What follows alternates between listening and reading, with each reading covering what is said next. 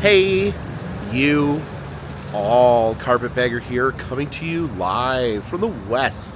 More specifically, we're in Glenwood Springs, Colorado. I'm continuing my journey home, heading eastward. Hopefully, we'll reach my home by this weekend.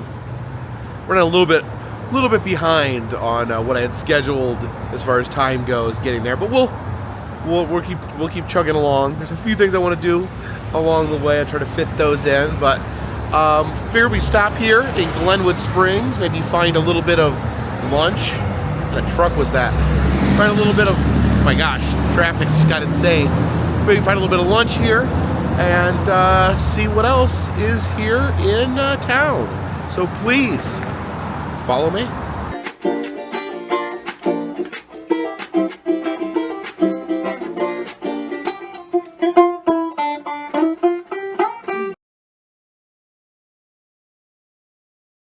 But one thing that Glenwood Springs is famous for is this man right here, Doc Holliday. So probably about 2 weeks ago, we were in Tombstone, Arizona, home of the OK Corral. We learned all about Doc Holliday and his friend Whiter. Of course, the infamous shootout at the OK Corral occurred in Tombstone, where Doc Holliday and the Earp brothers engaged in a gunfight with some local hooligans, and went down as the most famous gunfight in Wild West history. Now, Doc Holliday himself, a very interesting character. He was a dentist by trade, but then he contracted tuberculosis and knew that he would eventually die. There was little that they could do back then to cure him. So he went from being a dentist to being a gambler, a gunfighter, otherwise Wild West ruffian, traveling around the West, gambling, shooting, and all those grizzly cowboy things that he did. But the tuberculosis would eventually catch up with him after a short but violent life. He came up here to Glenwood Springs, Colorado, for that fresh mountain air, so that it'll be good for his tuberculosis. So this is actually where he passed away. This was his final home, and he died in this building right here, Bullock's, which is a Western clothing store. They do have a Doc Holliday museum here inside of Bullock's. There's Doc Holliday and Wyatt Earp right there, and a replica of his tombstone. Interesting epitaph there. He died in bed. Interesting. Boot Hill Cemetery is called that because all those men, quote unquote, died with their boots on. I guess Doc did not die with his boots on. He died in a bed. And I'm looking at this picture here. I'm wondering if this actually was his tombstone at one point. Maybe it was replaced at some point. Not sure. Nothing here that says one way or the other. There is quite a bit of taxidermy in here. You can see this bouncing bear here. Looks like he's taking a big leap. Yeah, a lot of fancy cowboy boots for sale here. And look at this bear here. This is an Alaskan brown bear towering over the store. I always like this with a bear's pose, like he's leaping out of the wall. You can see is that a coyote rug? And a moose. And there's a cat in a box eating some birds. And I thought I smelled something. Lots of cowboy hats here. Unfortunately, I just don't think I look good in a cowboy hat. And lurking there above the door is a gator. It looks like it just swallowed somebody. Well, let's head downstairs and see the Doc Holliday exhibit. Some Doc Holliday merch. You're a daisy if you do. I'm your huckleberry. All those famous Doc Holliday quotes. Let's head in and learn some more about good old Doc Holliday. Here is a faro table. This was actually the most popular game in the Wild West. You often think of them playing poker, but apparently this was much more popular, Faro. And it's kind of a lost card game. It doesn't really get played anymore. I've heard two different stories, and they're probably both true, is that apparently this game was really easy to cheat at, which caused it to fall out of favor, and also it didn't favor the house enough, so casinos did not want it. Over here, these are all silver dollars and chips, gambling chips, and these are from Tombstone. But what makes this stranger is that these were actually dug out of an old outhouse pit. So I don't know how all these chips and pieces of money found themselves in the toilet. I don't know if they were just people were drunk and dropped them in, or they were hiding them. I don't know. I don't know a good reason why there's this much money in the defecation. This is money and bullets, the only two things that mattered in the Wild West. So this is an old photo found here that is believed, not 100% proven, but believed to be of Doc Holliday as he died from tuberculosis here in this building. So it says this beam right here is part of the original building. It says that the hotel that he was staying at burned in 1945. So yeah, this is the building that used to stand here. And I guess this little piece here is all that remains. It says that he came here seeking relief from his tuberculosis, going to the hot springs. This town is famous for its hot springs. And it says that he actually got a room at the hotel as he was feeling worse and worse, and eventually died here. Down here, it's a sculpture of Doc. Down here, it's a Wells Fargo Company stagecoach ticket. Of course, they're always robbing these stagecoaches because they would carry big boxes of money. This is a dentist bag, I guess similar to the one that Doc Holliday would have used in his days as a dentist. There's some replicas of the gun that Doc Holliday would have used in the shootout at the OK Corral. There's some gambling sets. Of course, he was pretty much a gambler by trade. Gave up dentistry for gambling. Chips and guns. And these are some items from Tombstone used by working girls. And there is the red sash. Now this was worn by the Cowboys, the group that Wyatt Earp and Doc Holliday were opposing in that famous gunfight. And apparently they wore these red sashes. Now, one interesting thing about the red sashes is that this tradition is kind of carried over, where in staged gunfights that you see at theme parks or Wild West attractions, a lot of times, not all the time, but a lot of times, the bad guys will wear the red sashes of the Cowboys, kind of to distinguish them as the villains. There is a signed photo of Val Kilmer. Of course, you watch that movie Tombstone. Val Kilmer, pretty much the most entertaining part of the movie, the way he played Doc Holliday, and even autographed it. I'll be your Huckleberry. So here's the crown jewel of the collection here. We have some of these items were found in a box. They belong to a marshal in Aspen, Colorado. There's handcuffs and things like that, and the sheriff badge. But also in the box were Doc Holliday's pocket watch and his Derringer. Apparently the marshal took these items when Doc Holliday died because they didn't know what to do with them. Didn't know who the next of kin was, so kept those two items. Apparently, they were discovered later in the courthouse, and you can see, pretty crazy, that magnifying glass. The inscription on the watch is John Doc Holliday from your friend Wyatt Earp. So that pocket watch belonged to Doc Holliday, given to him by Wyatt Earp, his good friend. And then it said that is also his Derringer, and it says that it was engraved to Doc from Kate, Big Nose Kate, of course, Doc Holliday's girlfriend. So yeah, that's pretty amazing. Lurking here amongst the clothing, we have a muskox. Actually, got to see live muskox when we went to Alaska. Looks like this one's even got a little bit of snow on it. Maybe some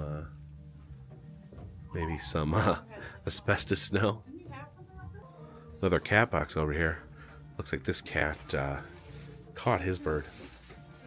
And just a few doors down, we have Doc Holliday's saloon with this iconic sign with the gun on it.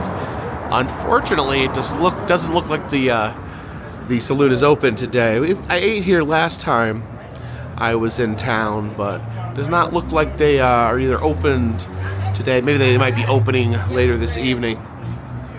So let's see if we can find something else to eat here in Glenwood Springs. Well, let's eat next door instead. This is the Springs. Looks like this is a saloon as well.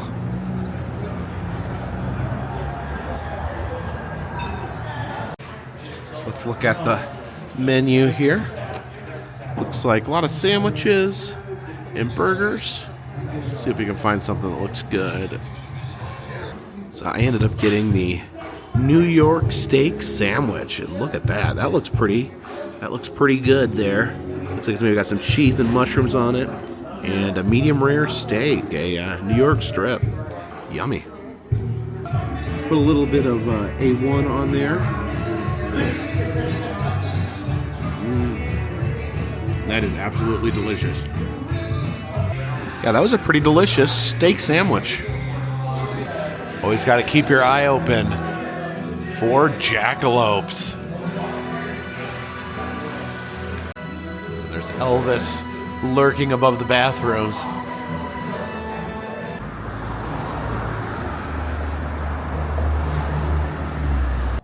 We've come over here to Doc Holliday's grave trailhead. So he is buried here in Glenwood Springs, but it is a little bit of a walk to get there. So believe it or not, folks, we're going on another hike. This is 3 days in a row that I have been on a hike. I'm feeling okay. I thought my legs were really going to be sore from yesterday. For some reason, my left pinky toe really hurts. I'm not even sure what I did to it. I actually did hit my other foot against a rock that hurt when it happened. Those toes feel fine right now, but something about my pinky on my other foot. I did something to it, but not broken or anything like that. But let's go first. I think this is a half mile trail. We'll see how intense it is.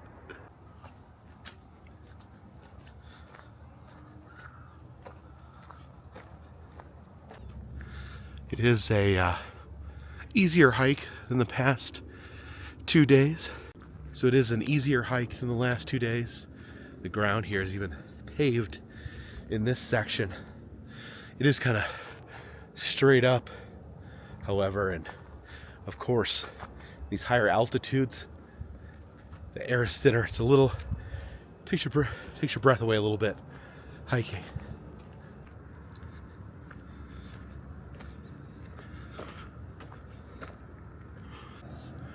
From here we have a beautiful view of Glenwood Springs.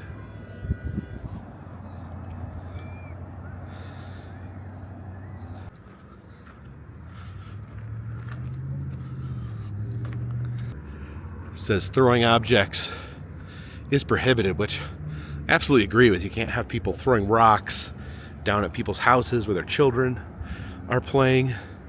My only issue with the sign, it says throwing objects, rocks, stones, etc. That rocks and stones are the same thing. It just might as well say no throwing rocks, or just leave out this all together.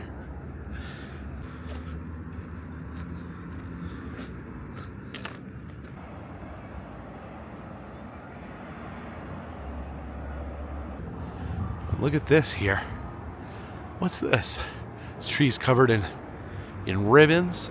Maybe like a wishing tree or something like that, where you make a wish and tie a ribbon to a tree. If anyone knows what this is, leave a comment in the comments section. I am curious. Uh-oh, it's actually starting to rain. I'm hiding under the wishing tree. It's not doing a very good job stopping the rain.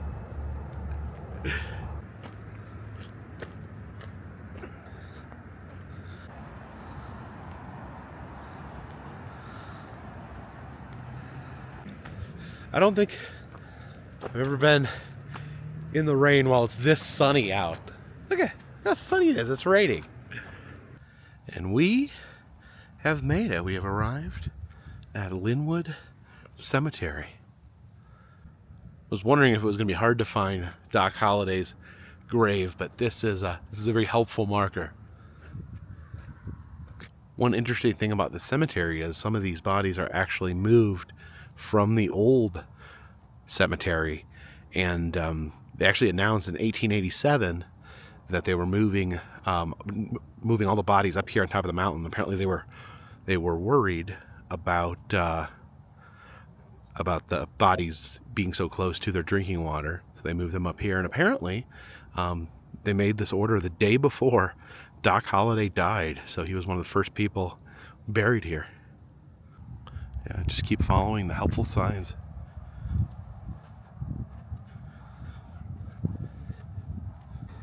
And here it is.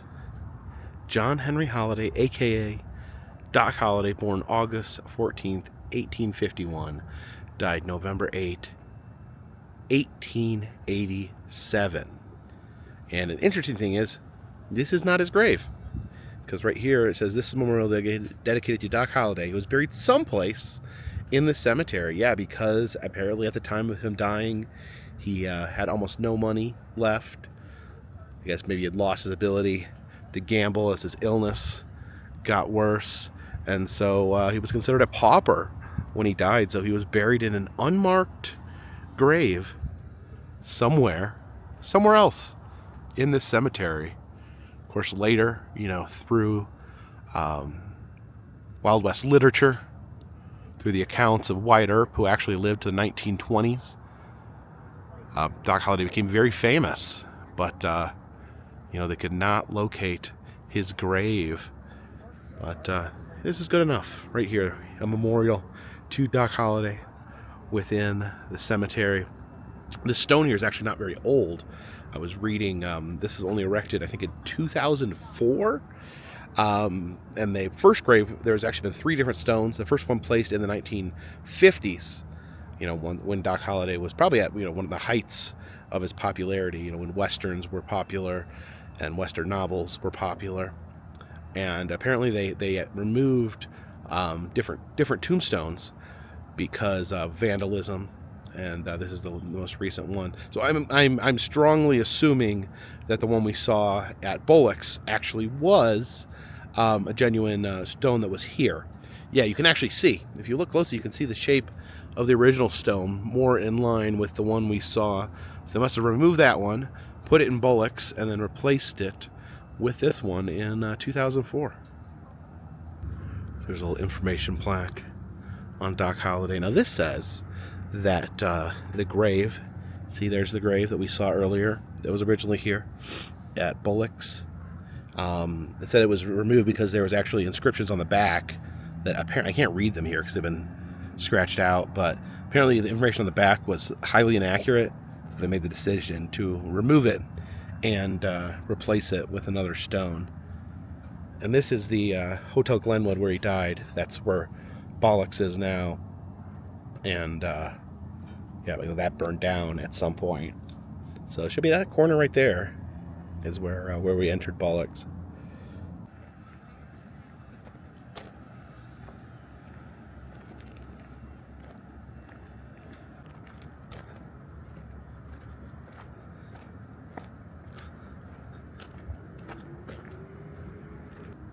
And I don't know how well you guys can see it, but up there on top of that mountain, there is a theme park, Glenwood Caverns. You can see one of the roller coasters poking up.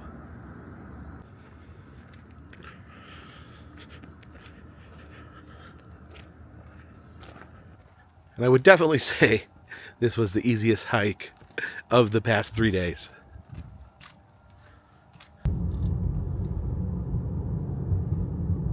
Decided to come down here to the Glenwood Springs train station. This is the Amtrak station here in Glenwood Springs, Colorado. And when I took the California Zephyr across the country, the train stopped here momentarily. It was one of those stops where they told you to not leave the train. And actually, I remember the conductor saying that this was a terrible spot because they always lost people here. People would see the cool stuff around them here in Glenwood Springs, which is a beautiful town, and they would wander from the train just a little too far, and then the train left them behind. Because when the train has to leave, the train leaves. It doesn't wait for people. So apparently this is a notorious spot for people to get left behind who take the California Zephyr. But yeah, I did not get a chance to get out and see the station then, so I figured I'd come over here and check out the inside of the station.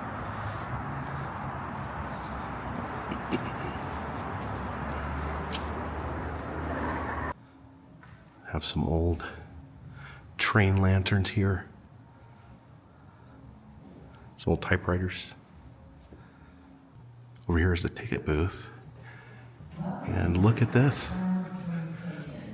According to this, the westbound California Zephyr will be here at 2:36, and it is 2 o'clock on the button. So 36 minutes from now, the California Zephyr will be here.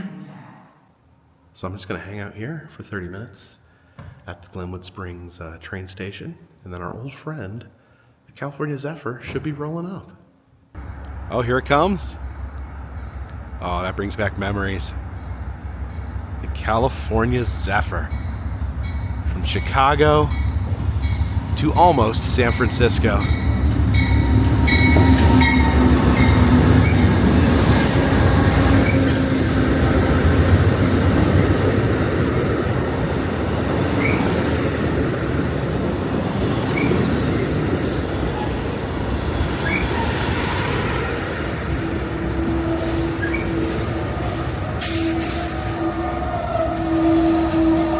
Viewing car.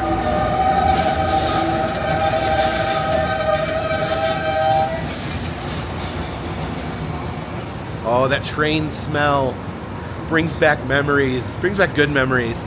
I dubbed this the year of planes, trains, and automobiles, and started out in the springtime of this year, just went on a lot of trains.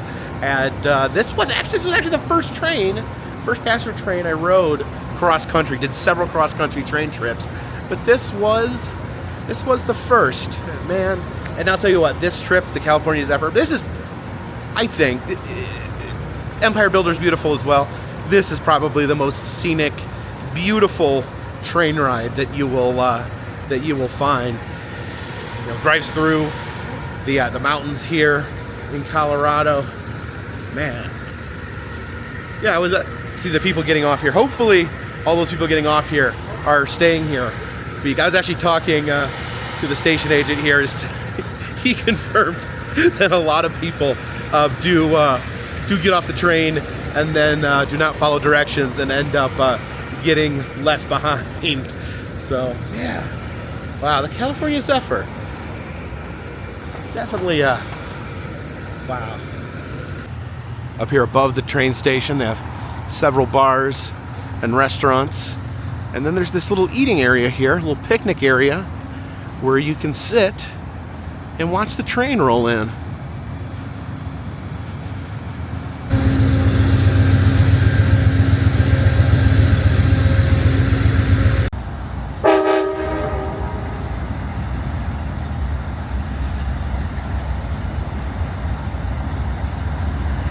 Oh, there it goes. Heading on to San Francisco. by way of Emeryville, California. Oh, hey there. Give me a little wave.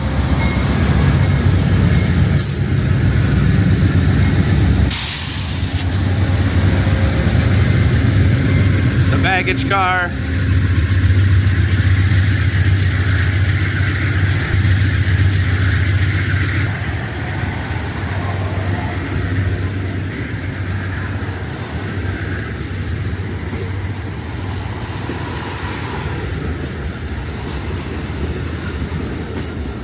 There's the viewing car. Oh man, the California Zephyr. I got an itch now. I got an itch to get on some more trains. I don't know if I'll get a chance to do it before the end of the year. But I think the year of planes, trains, and automobiles will live on forever. I definitely plan on doing some train travel in the future, in the upcoming months and years. There's a park here, and it says, sadly, there is no poop ferry. Apparently, in some cities they have a poop ferry who picks up dog poop and puts it in a trash can. Unfortunately, they do not have one here in Glenwood Springs, so you have to find some other way to get your dog poop in the garbage can.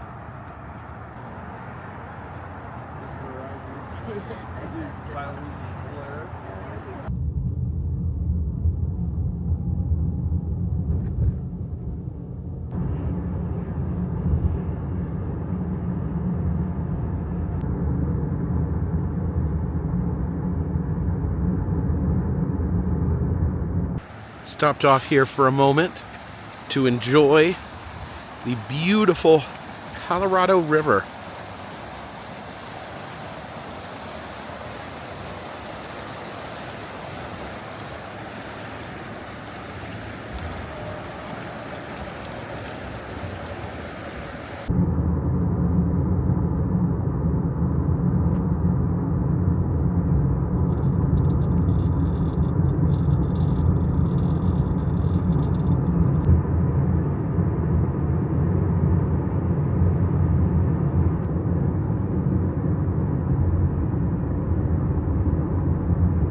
We have stopped off here in the town of Vail, Colorado, a skiing town. A town who most of its tourism is based around skiing. So I figured it would be a good place to invoke the EM rule and visit the Colorado Snowsports Museum. As we start here, we have an exhibit on Colorado ski resorts. Actually, this interactive table here shows you all the active ski resorts in Colorado, all out in the mountains here. There's Denver. It says Vail's DNA, so you can see, I guess, the skis are literally a part of the DNA here. It's kind of half of like a sky car used to take you to the top of ski hills. Here's the Colorado Snowsports Hall of Fame. Now, I'll be completely honest with you guys, I don't know very much about skiing or snow sports. In fact, I have never, ever been skiing in my life. When I was a kid, sometimes I'd go to the park, I'd take my sled down the hill, but that is the beginning and end of my snow sports experience. It's 100 years of ski fashion and function. Go back here to the 1910s, where it looks like you just threw on a light jacket, some oven mitts, and some goggles. Oh, the 1930s, the time of the gentleman skier here. Oh, we see it getting very, very fashionable. That's a nice ski ascot there.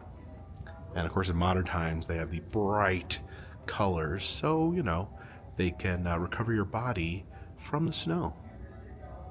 Here's the Skiing Through Time exhibit, a history of skiing. You can see all the different skis here and the skiing boots. Oh, look at these old skis here, the mechanisms used to lock your boots into place. To the history of the ski boot here. You can see at first it's basically just a shoe, but then as the time passes, you see different things added, different clips. It gets more enclosed until it devolves into these modern ski boots that look like astronaut shoes. There's an old ski lift chair from Aspen. It says this is from lift number 1 on Aspen Mountain. Yeah, up here is a stretcher where if you do have a skiing accident or hurt yourself, they can strap you to this and push you down the mountain. Not like push you down the mountain like but like carry you down the mountain gently, I assume, or lift you out with a helicopter, like that one video of the woman where she starts twirling in her stretcher, dangling from the helicopter. Yeah, I think about that all the time, and I feel really bad for that woman.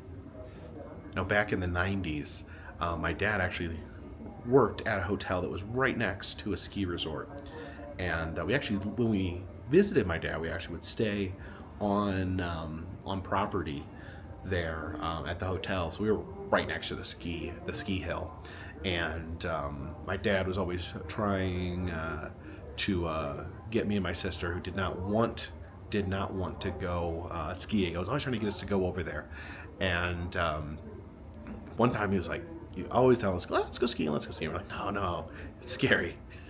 Then one time he's like, "Listen, let's just go up there. You guys don't have to ski. I just want you guys to see what it's like, and no pressure. We'll decide. We can decide from there." We're like, "Okay, well, we can go up to the ski lodge. It's no problem." And we got up there. We got out of the car, and the first thing we saw was someone who had broken their leg skiing being dragged on one of these. And my dad completely dropped it. He said that, he just told me in later years that we showed up at the ski resort. He was trying to get us to realize that skiing wasn't scary, and the first thing we saw was someone with a broken leg, and he figured that at that point he was never going to convince us to go skiing. And this is pretty cool. This is a ski attached to a pole here. It can actually be used by someone who is disabled to go skiing. You look at the picture there, there's 3 men with one leg apiece skiing using these for assistance. See some of the competitive ski gear here. Look at this coat. This is pretty amazing. This is from 1924. It's an amazing ski coat. You can see some of the other official gear here. It's from the 1968 Olympics. Oh, there's a box of Wheaties with a skier, Michaela Schifrin, on it. And now we get away from the skis and onto the ski boards. So the ski boarding section of the museum.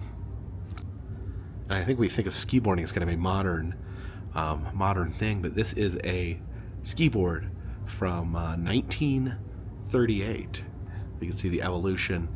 Oh, look at this one. This is like a homemade 1965 snowboard. And you can see it's like made out of carpet. It's like got all these rusty nails sticking out of it. Yeah, all sorts of different early designs. You can see a skateboard there modified to be a snowboard. And apparently it was originally called snurfing. It says surfing on the snow. Snurfer. This is the World Snurfing Championship trophy. That's a tiny trophy. I'm sure the trophies got bigger over the years. You can see all the brightly colored, more modern snowboards. There's the snowboarding boots. I bet if you were wearing this suit, it would feel like you're wearing nothing at all. Nothing at all. Nothing at all. Now, the history of skiing is really important to this area, and one of the reasons is that the 10th Mountain Division trained in this area, which is basically the military ski patrol. So all the U.S. soldiers that worked on skis trained here at Camp Hale. You can see the skiing soldier there, dressed up in their military skiing outfits. You can see those sunglasses. They just have like slits through them so they don't get snow blindness. And all the equipment down here. Yeah, they trained skiers for World War II because of different places they were going. For the, of course, German and Italians that were involved in the war. There was, many snowy mountains in that area, so it was important to have U.S. soldiers that could ski and traverse these areas. But not only fighting in Europe, the 10th Division also fought in America. The Japanese invaded some of the islands off the coast of Alaska. So the 10th Division skiing soldiers had to go out there and do battle with the Japanese. You can see some of the trophies of war here, the Japanese flag. Apparently it was tradition for the Japanese soldiers to carry a flag covered in autographs with them. It says that they found that they fished this samurai sword out of the water. Yeah, it talks about them skiing in Italy. Oh, look at these heavy-duty snowshoes. This is the 10th Mountain Division actually took Mussolini's villa, which is pretty incredible. I guess skiing through the Italian mountains. There is the pistols that they would carry. Got a Bronze Star and a Purple Heart there. It says these items were taken from German soldiers in Italy. It was a German passport and a German pistol. You could see a Nazi hat and kind of a traditional alpine hat.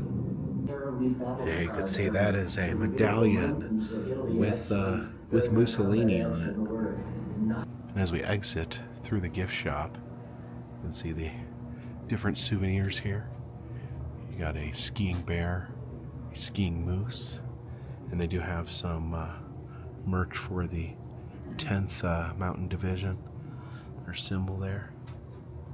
I really like these. These are like 3D topographic maps.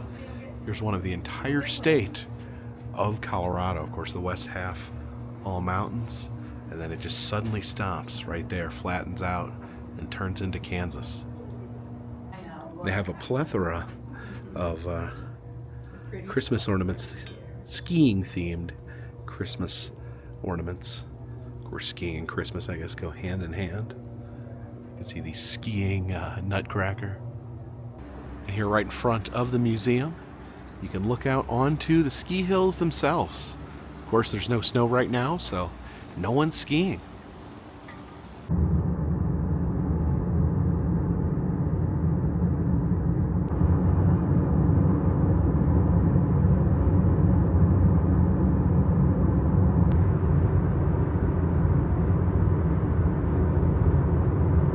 And I have landed here in Colorado Springs, Colorado. I've checked in to my hotel room. I threw my backpack on the extra bed. I've got my laptop set up over here where I was actually already editing the video from today, and I realized this video has no outro. I can't just leave you guys hanging. I need to give you a proper farewell for the day. Yes, still trying to make it home by the weekend. Oh man, I am running behind, probably a day behind my original schedule. This is why I want to next year maybe try to take things a little smoother. Try not to put so much pressure on myself to travel such far distances in short periods of time. It's a big country from coast to coast. It's hard to get from one side to the next. It takes a long time. It's not hard, but it takes a long time. However, there is something I wanted to do nearby tomorrow. So I got plans tomorrow here in this area, and then we're going to head out. We are going to leave the mountains, head out into the flatness that is east of here, and continue on towards home.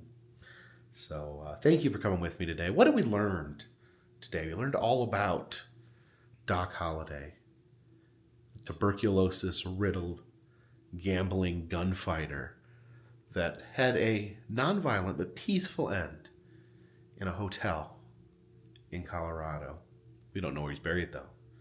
We got to see the California Zephyr from the other side. We got to see it pull up and leave. Brought back a lot of memories of trains from earlier this year. Definitely going to be doing some more train stuff. I've done more automobile stuff in the last couple months just because the summer, everything's open and you know, just easy to drive places and do stuff. But yeah, I'm thinking about getting back on a train.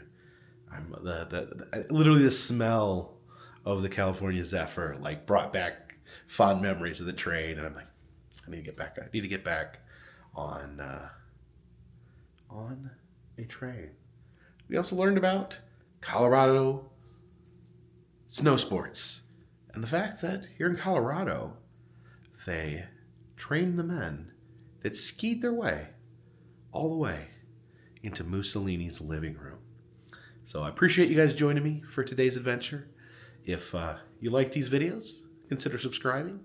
I travel around the country. I've been to all 50 United States filming roadside attractions, amusement parks, museums, haunted houses, and other fun, random stuff. If you'd like to help out in other ways, consider contributing to Patreon. $3 or more will get you a postcard once a month from me to you. Also, the souvenir shop is open. If you'd like to purchase an enamel pin, a pressed penny, a motel key fob, or other fun stuff down in the souvenir shop, the link will be down below. Also, still doing personalized messages on Cameo if you're interested in receiving a message from me to you. Send it to a friend, a family member, or yourself, whatever you like. And all those things, of course, keep this train on the track, this boat in the water, and this dirigible in the air. Until next time, my friends, until tomorrow morning, this one's in the bag.